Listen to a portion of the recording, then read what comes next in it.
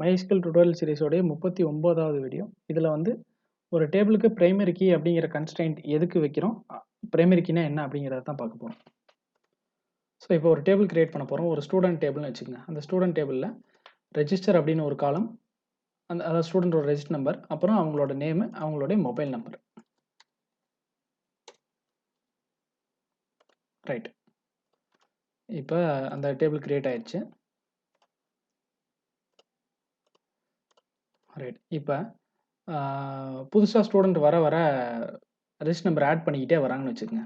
அதாவது ஒரு ஸ்கூலில் வந்து அட்மிஷன் +1 அட்மிஷன் வச்சுக்கோங்க. அந்த மாதிரி ஒரு அட்மிஷன் சினாரியோ 2 கவுண்டர் போட்டிருக்காங்க. ஒவ்வொரு ஸ்டூடெண்ட்டாக ரெண்டு கவுண்டர்லேயும் ஒவ்வொரு ஸ்டூடெண்ட் போயிட்டே இருப்பான். அதாவது அந்த 2 கவுண்டர்லேயும் ஒவ்வொரு ஸ்டூடெண்ட் போயிட்டே இருப்பான்.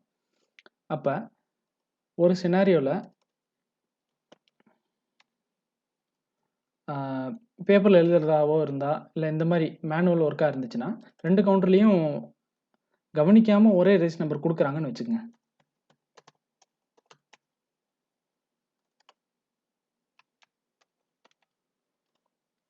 ஸோ ஒரு ஸ்டூடெண்ட்டுக்கு ரெஜிஸ்டர் நம்பர், இன்னொரு ஸ்டூடெண்ட்டுக்கும் ஸோ கவுண்டர் ஏல வந்து இந்த ரெஜிஸ்டர் நம்பர் கொடுத்துட்றாங்க, கவுண்டர் பிலையும் அதே ரெஜிஸ்டர் நம்பர் கொடுத்துட்றாங்க.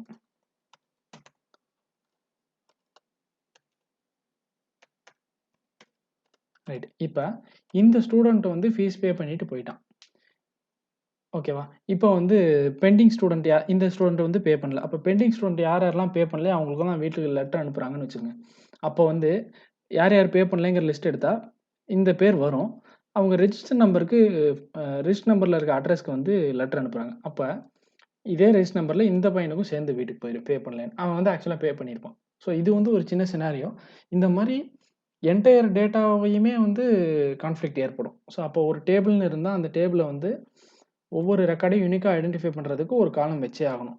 அப்படின்னா என்னென்னா, இந்த டேபிளில் ரெஜிஸ்டருங்கிற காலம் எடுத்துங்க. இதில் வந்து 1011 அப்படின்னு ஒரு ரெஜிஸ்டர் நம்பர் ஒரு ஸ்டூடெண்ட் கொடுத்துட்டா அடுத்த ஸ்டூடெண்ட்டுக்கு வேறு ரெஜிஸ்டர் நம்பர் தான் கொடுக்கணும். அதே ரெஜிஸ்டர் நம்பர் கொடுக்கக்கூடாது. ஸோ ஒரு ஸ்டூடெண்ட்டை அதாவது ஒரு ரெஜிஸ்டர் நம்பரை வச்சு ஒரு ஸ்டூடெண்ட்டை தான் ஐடென்டிஃபை பண்ணணும். ரைட். இப்போ இந்த மாதிரி வந்து கண்டினியூஸ் வேல்யூஸ் ரிப்பீட்டட் வேல்யூ உழுவாமல் இருக்கணுங்கிறதுக்காகத்தான் டேபிளுக்கு வந்து பிரைமரி கீன்னு ஒன்று வைக்கிறோம். இந்த டேபிளை நான் ட்ரா பண்ணிவிட்டு பிரைமரி கீ எப்படி வைக்கிறதுன்னு சொல்கிறேன் பாருங்க. Table column name data type followed by primary space key அப்படிங்கிற ஒரு கீவேர்டு. இப்போ என்ன ஆகும்னா,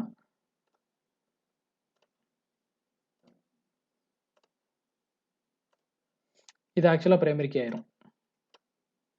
இப்போ நான் ஒரு ரோ இன்சர்ட் பண்ணுறேன். 1011